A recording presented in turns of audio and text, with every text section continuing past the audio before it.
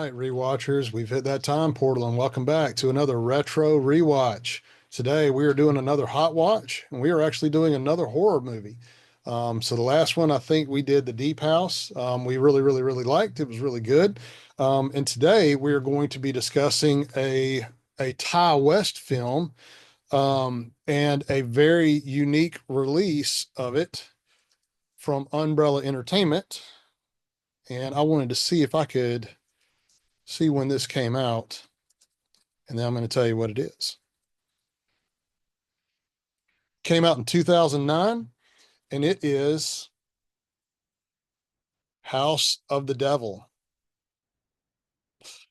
All right, so what we've got here, if you notice, is we've got this really nice limited edition box release from Umbrella Entertainment from Australia. When you see it's number 457 of 1500 made. This is actually a Blu-ray. And like I've already shown you the front of it, you can see it's got that turquoise and it's pretty cool that you've got the house up on a hill and then it looks like it's got horns. So it's actually like a house is the devil. Inside, we've got a few other goodies. Of course, we have the actual movie. And you can see the slip sleeve on it. Nice texturing there. It's got kind of like an embossing. And it's hard to read it, but what it says is talk on the phone, finish your homework, watch TV, and die. And then this slip sleeve is actually really tight. But then we've got the actual case on the inside and the Blu-ray. Okay. And spoilers ahead, the house does not burn. You also have some, it's almost kind of like postcards. See, I actually haven't looked at these, but I should be able to slide this thing off, I think. Yeah, here we go. And we'll look at them together. So the first card is a picture kind of similar to the case art for the actual disc. Then we've got another one that looks kind of like the artwork from the limited edition box. Then we've got one of the characters from the movie. She is not the main character, not the babysitter, but her friend who drives her out to the house. Then we've got, spoilers ahead, one of the cult members. And then we have another cult member, the leader of the cult. And that guy is actually a real actor. He, because I didn't know who most of these people were, but Tom Noonan, I did. He was in like Something Wicked This Way Comes, 12 Monkeys, the TV show, which he's really good in that. Another image is just kind of like a silhouette of the babysitter, Samantha. Another picture of Samantha, but this time we can actually see her. She is quite pretty. And then lastly, another image like was on the slipcover. And down here, you can actually read the phrase that was on the slipcover. You also have a book in the limited edition that, let's see if it's got page numbers in here. It does not, but I'm gonna gamble it's somewhere around 50 or 60 pages. You can see it's not like super thick, but it's actually fairly good for what it is. All right, and so that is everything that is in the package. Now let's actually talk about the movie. So Ty West has seen a lot of recent success with the X trilogy. So you've got X, Pearl, and Maxine. Now, X is really good. Pearl to me is one of the greatest horror films ever made. It is just excellent. I feel like it deserves to be up there with like Psycho and just other horror greats. I think that Mia Goth gives an Oscar-worthy performance that she was absolutely snubbed for. And then of course there's Maxine, which I actually haven't seen yet. All right, so that takes us back to House of the Devil, which I think is one of his most known films, probably one of his better reviewed films, other than the X trilogy. You also had like the Innkeepers.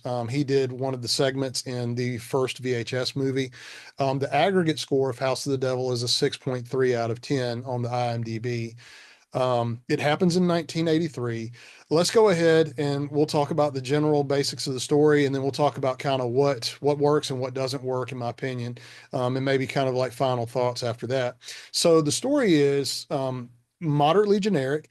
You've got a main character, Samantha. She's in college. She's living with a roommate that's just horrible. She can't study. She can't get anything done. Can't rest, and so she's looking for her own place.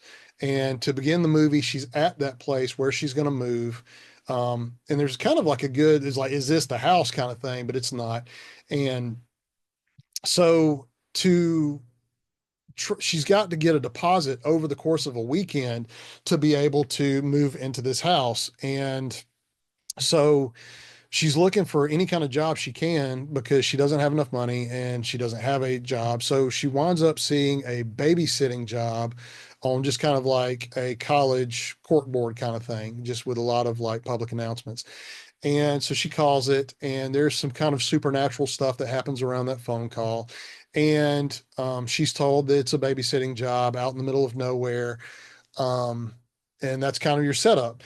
And then from there, really we have a lot of character development where we kind of learn more about her and her friend, and then we've got the travel out to the house, and we get to the house, and then she meets Tom Noonan's character, which is Mr. Ullman is his name. And he's told that actually the babysitting job is not for a kid, it's actually for his mother, his aged mother, and that she doesn't really have to do anything. She's upstairs in a locked room, and you just need to listen out for her. That's it. And so from there, um, I'll probably give a little bit of spoilers, but I don't want to give too many like big time spoilers. But the story is a very slow burn, very environmental, like mood, very, very focused on content of the shots, like very distinct in shadows, the just very kind of, I don't want to say gothic necessarily, but there's some parts of it like when she's exploring the house that's very almost black and white. But then on the juxtaposition of that, whenever she's out in the house where it's lit, it's very colorful. You know, it's very like almost like late 70s, 80s. And Ty West did a really good job of really focusing on that time period. You know, did a really good job on the dress. He shot the film in like 16 millimeter or something like that, to try and emulate how movies of that time looked. You know, like the Texas Chainsaw Massacre and things like that. And he did a very, very good job of that. The look and feel of the film feels like you are in fact watching a slasher, satanic panic movie from the 80s. Um, and we run into things throughout the movie where, you know, you've got sacrifices, you've you've got rituals and like, I mean, body horror and, you know, dismemberments and things like that. And the overall context and setup of the movie, I absolutely loved. I mean, it had a very good feel to it. And it was very well shot. The concept of the satanic panic stuff, I really like. You know, another thing that's done it recently is Long Legs with Nicolas Cage. You know, they really played off the satanic panic as if it was a very real thing, the way it was portrayed in the media. Um, you know, it was a documentary too, Sons of Sam, that's on Netflix, and it really kind of explored a lot of that too in relation to the Son of Sam serial killer murders. But anyway, for what the film did well with the context, and whenever action and things are happening, that stuff is very good. It's very well shot. It's very exciting, gets under your skin. However, that's kind of where we run into a little bit of a problem, at least for me.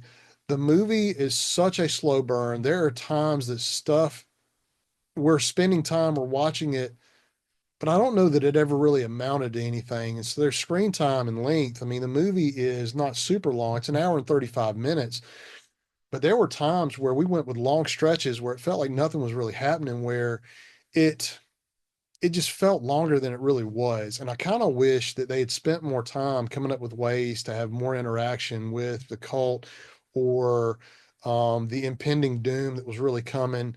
And, you know, what was going on in the room of the mother. Like we do see it in a very quick snippet, but we don't get any exposition of what has happened. Really, we do have context clues through like photographs that are found and stuff that's in a closet and things like that. But I just wish there had been more of that to kind of more flesh it out and maybe have a little more, just a little more something to do versus just kind of watching this girl like dance around the den listening to her 80s music. Um, the release that Umbrella's put together is very good. The sound was very good. The picture was very good. I have not seen any other releases of it. I feel very confident this is probably a film that has a Blu-ray release in America. But this is one that I was ordering stuff from Australia, and I had high interest in this film. I'd never seen it, and I knew it was supposed to be Ty West's best film that wasn't the X trilogy, and so this was how I decided to watch it. And so at the end of the day, I think the 6.3 is probably fair. In the last video, I talked about, I think for a lot of horror films, you could give it another point, point and a half, 2 points, and that kind of gets it in reality. So, I mean, if we did that, that would put it anywhere from a 7.3 to an 8.3. I don't think it's that high. I think 6.3 is about right, maybe slightly lower than that in my book.